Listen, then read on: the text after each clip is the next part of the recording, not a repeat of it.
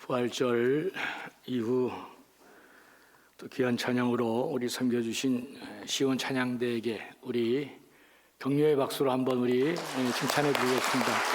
잘했습니다. 네, 좋은 찬양 감사합니다. 네, 고맙습니다. 오늘도 원근 각처에서 주인의 손을 바라보는 그 종의 눈같이 하나님의 은혜를 사모하면서 이 성전에 올라오신 여러분 모두에게 부활의 영이, 성령의 역사가 충만히 임하는 복된 시간 되기를 주의 이름으로 간절히 축원합니다. 부활 이후에 이 세상에 이루어진 많은 일들 가운데 누가 뭐라 그래도 단연 놀랄 만한 일이 있는데, 그것은 이 세상 역사에 교회가 처음으로 태동한 일입니다. 이 일은 역사적으로도 매우 중요할 뿐만 아니라 공동체적으로도 또 목회적으로 신학적으로도 굉장한 일이 아닐 수 없습니다. 그 이후로 세상은 이 교회를 통해서 엄청난 변화가, 엄청난 일들이 일어났기 때문에 그렇습니다. 이 교회의 태동을 우리에게 보고해주는 사도행전은 그래서 참 중요한 책입니다. 세상에 처음으로 교회가 어떤 방식으로 이 역사 속에 등장하게 됐는지를 사도행전이 보여주고 있기 때문입니다. 흔히 21세기를 살면서도 자꾸 우리는 초대교회로 돌아가자, 토제교회로 돌아가자 그런 말을 많이 하는데, 성경에 등장하는 초대교회 많은 교회들 중에 다 훌륭한 교회가 있는 것은 아닙니다. 여러분 다 아는 것처럼 고린도 교회는 지금 21세기 어느 우리 교회보다도 더 많은 문제가 있었던 교회임에 틀림이 없습니다. 그럼에도 불구하고 이 많은 초대교회들은 하나님의 나라가 어떻게 확장되어지는지를 보여주는 중요한 증거가 되고, 또 특별히 초대교회로 돌아가자 그 구호에 걸맞는 그 21세기 우리 모두가 동경하는 처음 그 예루살렘 교회, 누가 뭐라 그래도 예루살렘 교회는 매력 있는 교회고 하나님의 영광이 드러난 교회라고 말할 수 있습니다. 오늘 본문은 1세기 예루살렘 그 초대교회가 어떻게 창립되었는지, 그 교회가 어떻게 창립되었는지를 보여주면서 교회의 본질이 무엇이고 교회가 어떤 방향으로 가야 되는지를 함축하고 있는 매우 중요한 내용을 담고 있는 본문이 오늘 이 사도행전의 본문입니다.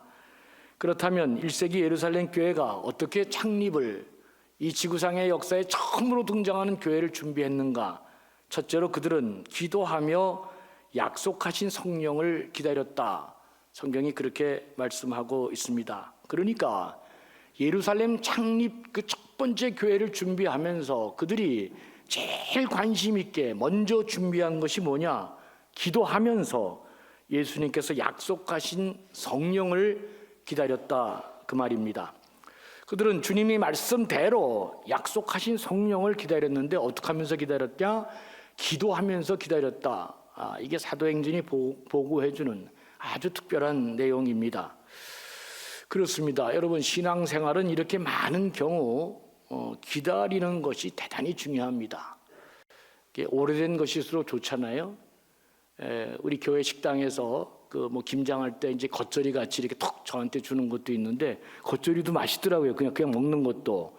근데 역시 김치는 시간이 지나야, 그렇죠? 딱 묵혀놔야 그 맛이 나는 것처럼, 제가 이렇게 경험해 보는 바에 의하면 대개가 이렇게 좀 오랜 시간 공을 들여서 기다렸다가 이렇게 되어지는 것들이 대개가 다 좋더라고요. 시간이 지나서 좀 기다리는 것이 좋은데,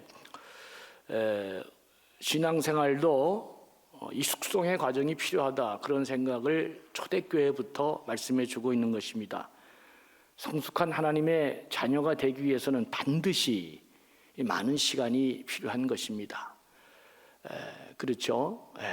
거목이 될래도 뜨거운 태양의 여름의 빛을 다 받아내야 되고, 엄동설안의 혹한도 견뎌내면서 이게 여반장식으로 그냥 손바닥 뒤두시 그냥 이렇게 바뀌는 게 아니라 우직하게 한 곳에 딱 자리 잡고 그 모든 풍파를 다 견뎌내고 오랜 시간이 지났을 때 그제야 비로소 거목으로 성장하게 되는 것입니다.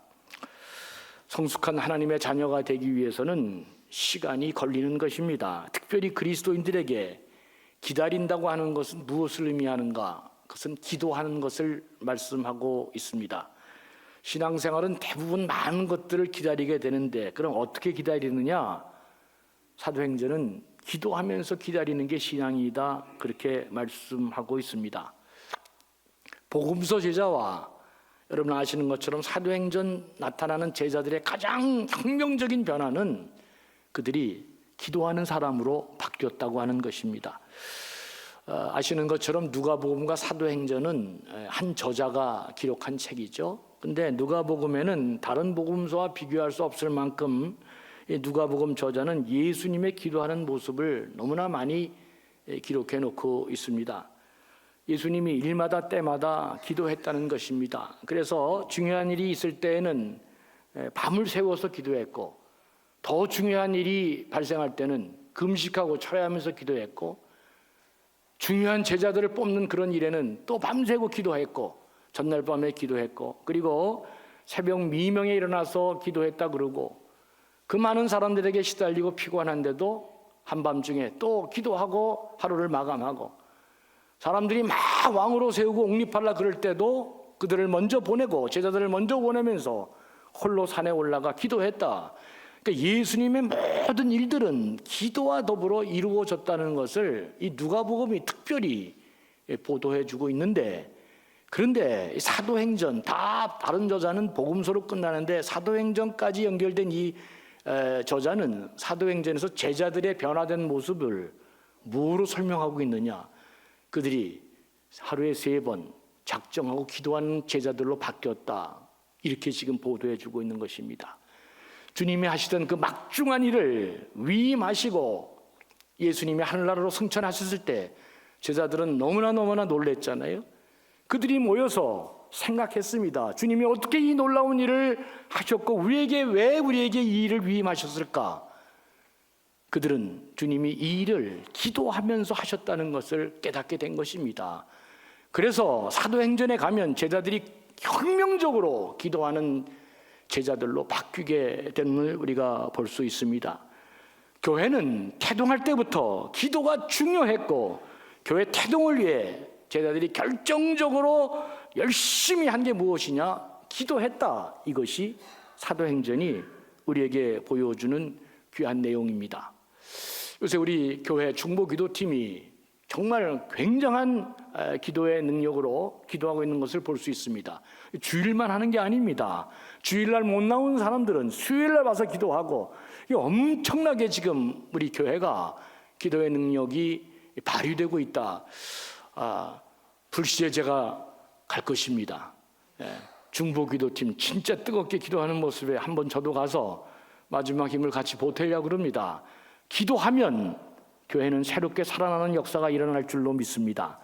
우리 교회처럼 지금 부산에서 이 중보기도팀이 이렇게 놀랍게 되는 교회가 없다고 저는 생각합니다. 아무쪼록 초대교회도 그 태동부터가 기도로 준비하고 그들이 전념으로 노력한 것이 기도했다는 것을 잊지 마시고 우리 교회는 뜨겁게 기도하는 교회가 되기를 주의 이름으로 축원합니다. 사도들과 함께 모여 120명이 뭐했다? 열심히 기도했다. 사도행전은 그렇게 우리에게 보도해 주고 있습니다. 처음 교회는 이처럼 기도를 소중히 여기면서 뭘 기도했냐? 이들이 주님이 약속하신 성령을 기다리면서 기도했다는 것입니다. 여러분, 교회는 성령이 역사하지 않으면 교회가 안 된다고 이 초대교회들은 생각한 것입니다. 그러니까 사도행전은 교회는 무엇으로 이끌어지고 무엇 때문에 부흥하고 성장하느냐? 성령이 역사해야 교회는 교회다워지고 능력인 교회가 된다고 아주 초장부터 사도행전이 그렇게 우리에게 보도해 주고 있는 것입니다. 하나님께서 성령을 우리에게 왜 부어주셨을까? 그것은 우리를 통해서 친히 일하시겠다는 아주 놀라운 그 계시를 우리에게 보여주고 있는 것입니다. 이게 그리스도인의 신비한 삶입니다. 예수님은 요한복음 14장 12절에서 이렇게 말씀하셨습니다. 내가 진실로 진실로 너희에게 이르노니 나를 믿는 자는 내가 하는 일을 그도 할 것이요 또한 그보다 큰 일도 하리니 이는 내가 아버지께로 감이라 그랬습니다. 그러니까 예수님이 제자들에게 지금 어마무시한 얘기를 하고 있잖아요. 내가 하는 일을 너도 할 것이다. 그리고 나보다 더 큰 일도 하겠다. 이거 뭐 굉장한 얘기가 아닐 수 없잖아요. 이 일이 어떻게 가능합니까? 주의 영이 우리 안에 역사할 때 우리의 수고를 통해서 주님이 친히 성령 가운데 그 일을 이루어 가시겠다고 하는 이 놀라운 약속이 아닐 수 없습니다. 그래서 이것을 통찰한 바울은 갈라디아서 2장 20절에 이렇게 말합니다. 그런즉 이제는 내가 사는 것이 아니요 오직 내 안에 그리스도께서 사시는 것이라. 이제 내가 육체 가운데 사는 것은 나를 사랑하사 나를 위하여 자기를 버리신 하나님의 아들을 믿는 믿음 안에서 사는 것이라 그랬습니다. 내가 예수님 안으로 들어가서 예수님과 살면 예수님이 나를 통해 당신의 삶을 사신다는 놀라운 이야기가 아닐 수 없습니다. 예수 믿고 하나님의 자녀가 된 사람들은 그리스도 안에서 십자가의 죽음은 죽을수록 내 안에 영으로 역사하시는 하나님이 나를 통해 놀라운 일들을 이루어 가신다고 하는 이 굉장한 통찰이 아닐 수 없습니다. 그리스도인의 삶의 신비한 힘이 바로 여기에 있는 것입니다. 여러분, 우리의 묶이고 매인 인생들이 어떻게 풀려지느냐? 십자가에서 내가 죽는 것입니다. 예수 그리스도 안으로 내가 들어가는 것입니다. 그때 예수 안에서 예수님 안으로 들어가는 자에게 하나님의 성령의 역사가 우리 안에서 이루어지면서 새로운 신비한 일들이 이루어지는 것입니다. 그리스도 안에 죽으면 우리 안에 역사하시는 성령께서 우리의 모든 일들을 역사하시고 묶이고 매인 것들을 풀어내시고 닫힌 문을 열어내신다고 하는 사실을 잊지 마시고 오늘도 내가 예수 그리스도 안에서 내가 죽고 주의 영이 내 안에 살아 역사하면 놀라운 기적의 역사가 이루어진다는 사실을 잊지 말고 살아가야 될 것입니다. 이렇게 중대한 일, 예수님을 통해서 이루고자 하는 그 삶을 하나님께서 우리에게 이제 위임하시고 교회에게 위임하시고 하나님이 하시는 그 놀라운 예수 그리스도가 하시는 그 놀라운 일을 친히 성령을 통해서 우리 가운데 하나님이 친히 이루어 가시겠다고 하는 것입니다. 처음 창립하는 예루살렘 교회는 그렇기 때문에 성령을 기다리지 않고는 시작할 수가 없었던 것입니다. 교회의 부흥과 위대한 역사는 성령의 충만한 교회가 될 때 가능한 것임을 잊지 말아야 됩니다. 저는 요새 많은 것들을 깨닫고 있습니다. 내 목회 마지막 시간을 어떻게 해야 참다운 하나님께 영광을 드리고 또 내가 소원하는 바를 이룰 수 있을까? 그것은 성령이 내 안에서 우리 교회 안에서 역사할 때만 이 일이 가능한 것이구나. 그러려면 자꾸 내가 예수 그리스도 안으로 들어가야 됩니다. 그래야만이 성령이 내 안에서 역사하기 때문에 그렇습니다. 여러분들도 어떠한 일이 벌어질 때마다 주님이라면 이 일을 어떻게 했을까? 주님은 이 일을 어떻게 해결했을까? 이 예수 그리스도를 떠올리고 우리가 예수 그리스도 안으로 들어갈 때 그때 누가 역사한다? 성령께서 여러분의 영혼을 만지시고 지키시고 여러분들의 삶을 인도해 가심을 잊지 마시고 어떻든지 간에 아침에 일어나 자동적으로 양치질을 하듯 무슨 일이든지 간에 예수님이라면 이 일을 어떻게 했을까? 우리 자신을 예수 그리스도 안으로 끄집어 넣기만 하면 주님 말씀하신 것처럼 주의 성령께서 우리를 지배하시고 인도하시고 판단하시고 계획하시고 그 길을 열어주실 줄로 믿습니다. 잊지 마시고 부활절 이후 성령이 우리 안에 역사해야 된다는 것, 그러려면 내 자신을 주님 안으로 들어가는 것이 중요하다는 것 잊지 않았으면 좋겠습니다. 또 한 가지 중요한 것은 예루살렘 교회는 교회 창립을 준비하면서 리더십을 정비했다는 아주 놀라운 사실을 우리에게 보여주고 있습니다. 15절 이하에 보면 베드로가 120명에 설교하면서 예수님을 배반하고 죽은 가룟 유다를 대신할 사도 한 사람을 세울 것을 제안하고 있습니다. 예루살렘 교회는 그러니까 기도하고 성령의 역사가 우리 가운데 살아 역사해야 되지만 또 하나 중요한 것은 교회 운영을 위해서 리더십의 중요성을 우리에게 강조하고 있고 그 리더십의 중요성을 아는 교회였기 때문에 부흥이 일어난 것임을 우리에게 깨닫게 해줍니다. 사도행전 1장 21절에서 22절을 보면 그 한 명의 새로운 사도를 뽑는데 그 자격 조건이 나타납니다. 요한의 세례로부터 우리 가운데서 올려져 가신 그날까지 주 예수께서 우리 가운데 출입하실 때 항상 우리와 함께 다니던 사람, 그러니까 예수 그리스도와 함께 동고동락한 사람이 첫 번째 자격입니다. 예수의 제자가 되려는데 예수를 모르고서 어떻게 그 사람이 제자가 되고 리더십이 되겠습니까? 두 번째는 우리와 더불어 예수께서 부활하심을 증언할 사람이 되게 하려 한다. 두 번째 중요한 것은 부활의 증인, 십자가 부활의 증인이 되는 사람을 교회 리더십으로 제자로 다시 뽑았다는 것입니다.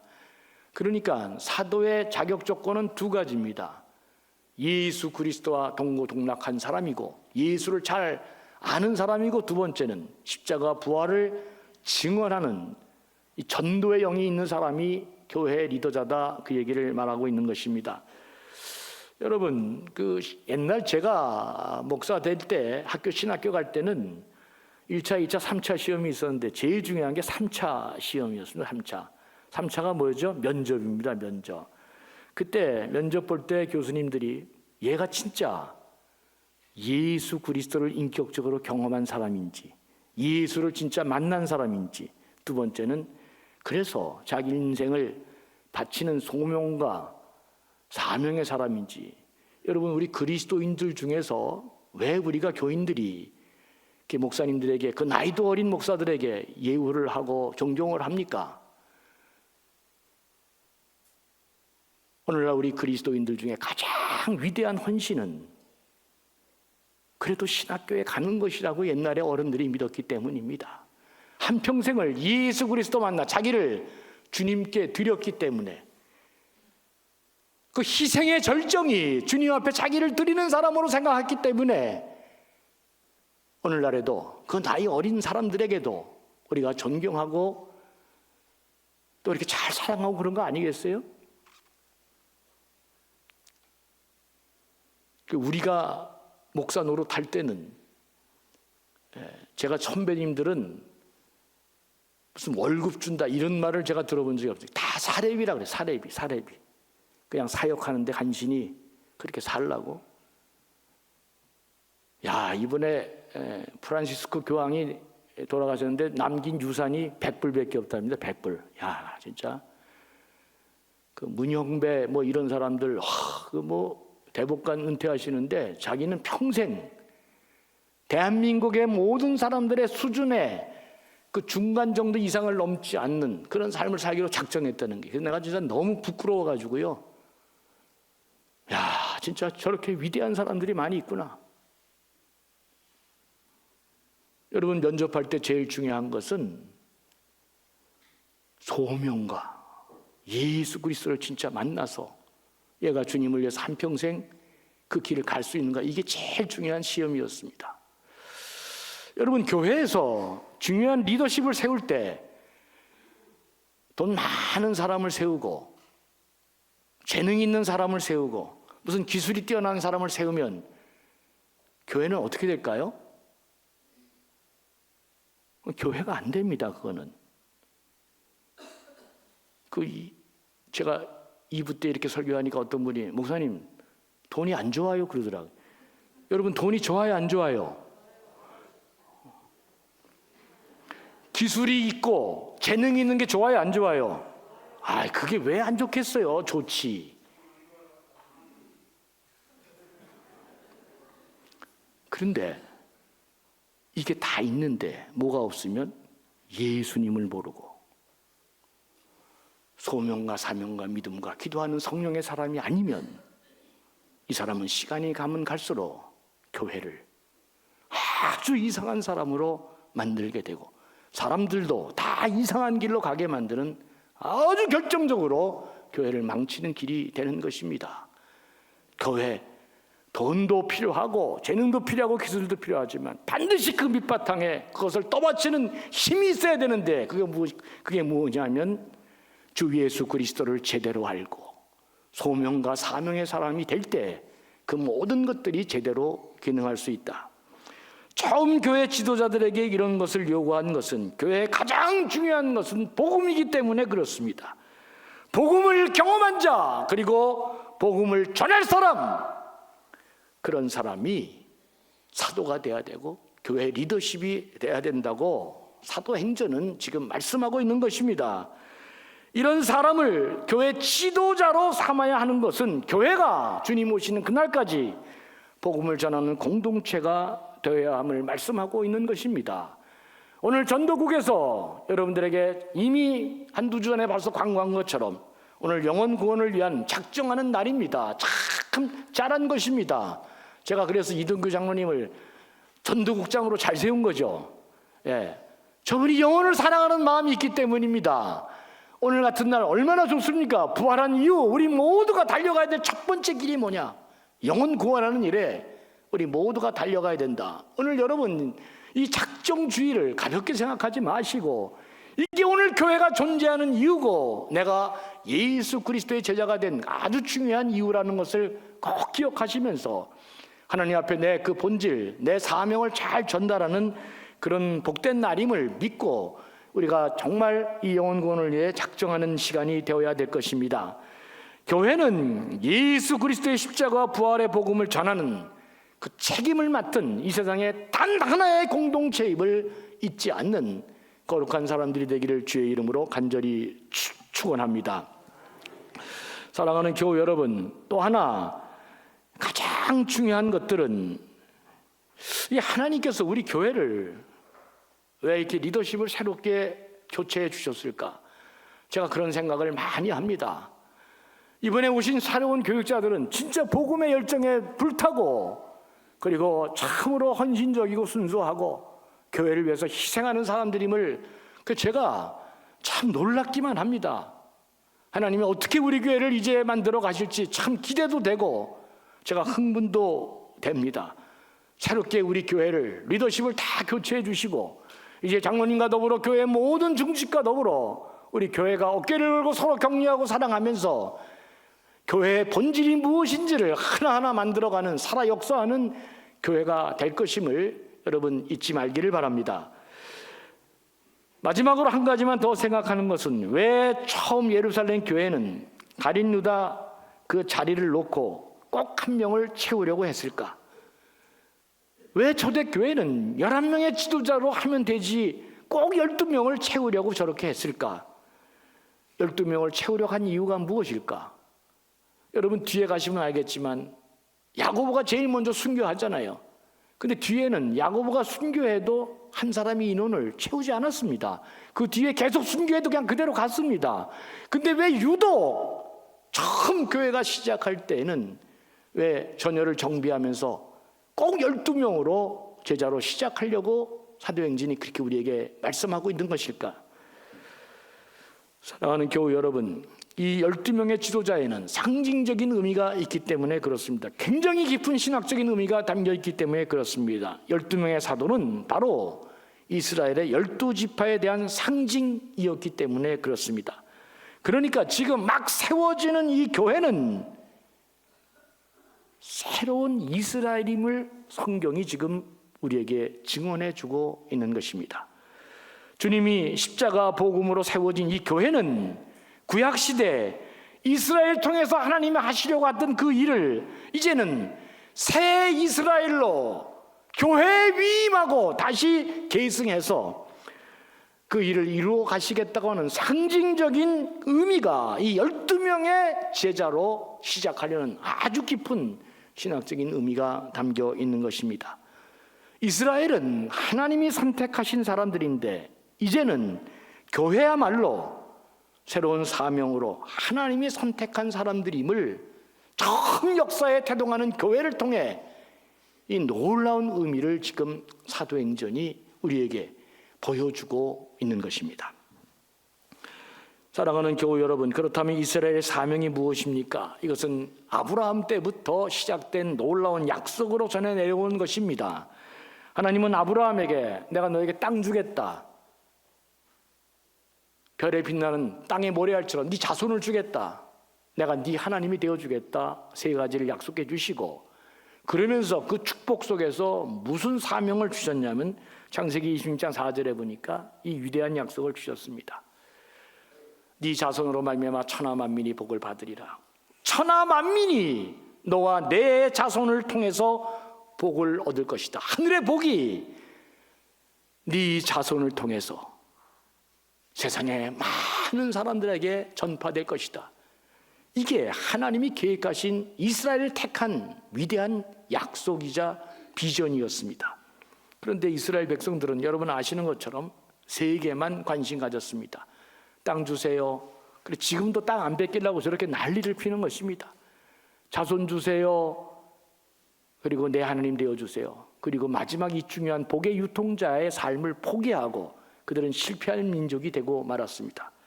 하나님은 이제 예수 그리스도를 통해 이 지구상 역사에 처음 교회를 세우시고 이제 그들을, 이 교회를 새 이스라엘로 세우시면서 그들에게 사명을 위임하시고 새롭게 기대하고 있는 것입니다. 그래서 사도행전 처음 1장은 이 12명의 제자로 재정비하고 이들이 너희들이 바로 새 이스라엘임을 우리들에게 선포해 주고 있는 것입니다. 교회가 바로 이 역사 속에 새 이스라엘임을 우리에게 깨닫게 해 주고 있는 것입니다. 교회는 하나님의 세상을 복주시려고 부른 사람들의 모임입니다. 그래서 요한복음 3장 16절 그 우리가 다 아는 유명한 말씀은 하나님이 세상을 이처럼 사랑하사 독생자를 주셨으니 이는 그를 믿는 자마다 멸망치 않고 영생을 얻게 하려 하심이라 그랬습니다. 하나님이 세상을 살리시려고 하는 것입니다. 하나님이 이 세상을 구원하시기 위해서 자기 독생자 예수 그리스도를 죽게 하시고 그리고 부활하셔서 이 땅에 그 일을 감당하도록 교회를 세웠다고 하는 사실을 잊지 말아야 됩니다. 그래서 교회는 어떻든지 간에 이 세상을 책임지는 이 역사 속에 단 하나의 유일한 공동체임을 잊지 말아야 됩니다.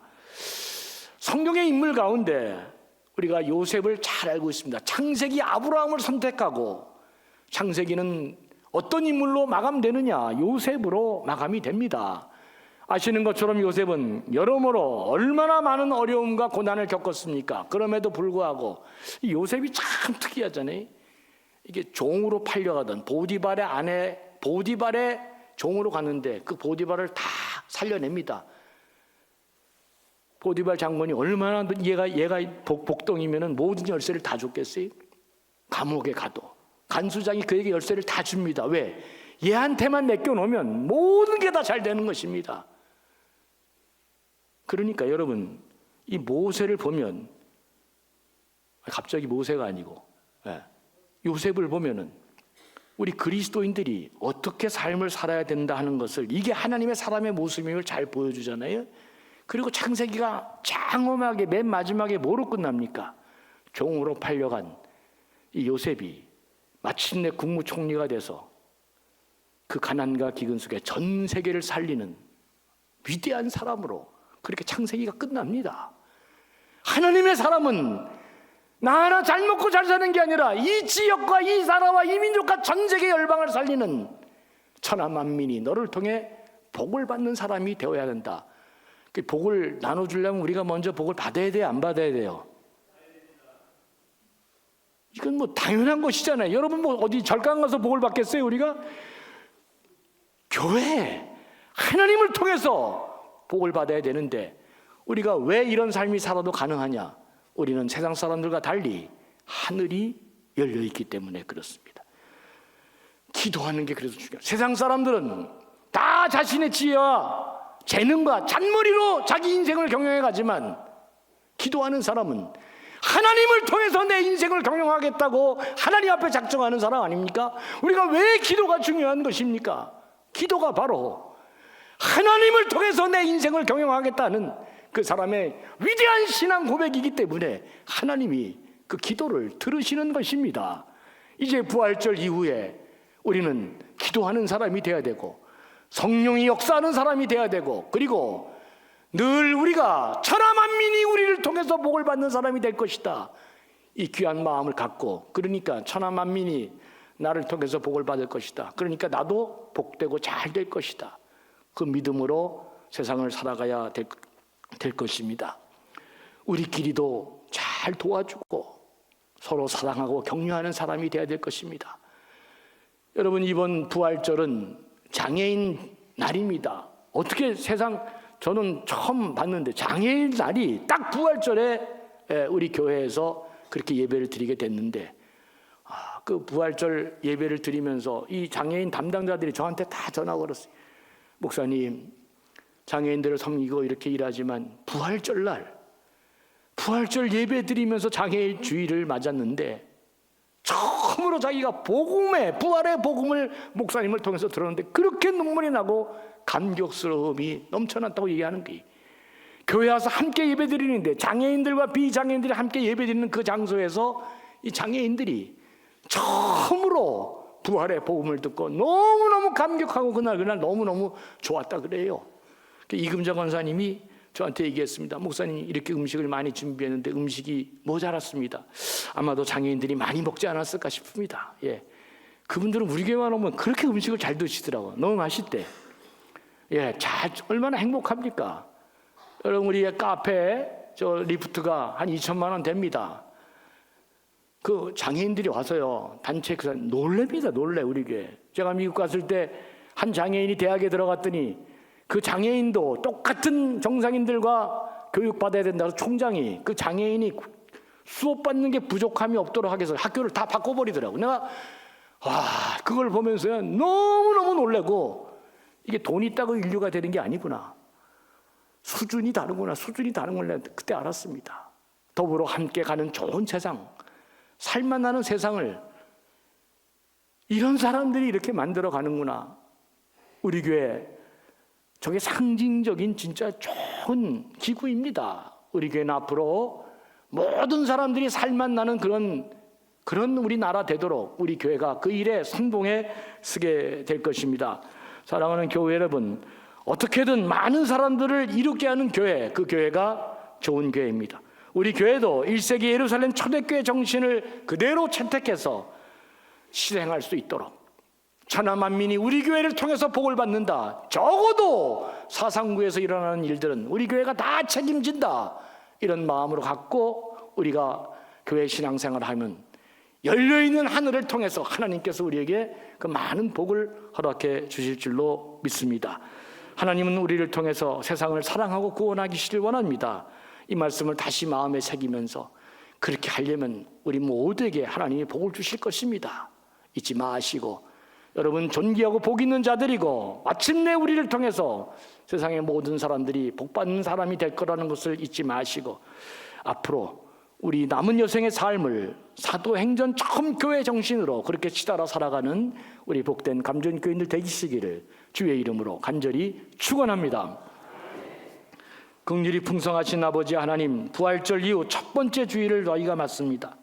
우리 교회도 참된 교회의 본질이 살아나게 하시고 하나님의 뜻이 살아나는 우리 교회를 통해 많은 사람들이 생명 얻고 복받고 풍성한 삶을 살아가는, 그리고 그 일을 감당하는 우리 감전의 모든 백성들도 축복된 사람이 되도록 주여 하늘 문을 여셔서 오늘 마음껏 이 주의 백성들에게 복을 내려주시고 성령의 역사함이 충만하게 하시고 늘 우리를 통해 하나님 기뻐하시고 좋아하는 일들이 많이 이루어지도록 복을 내려 주시옵소서.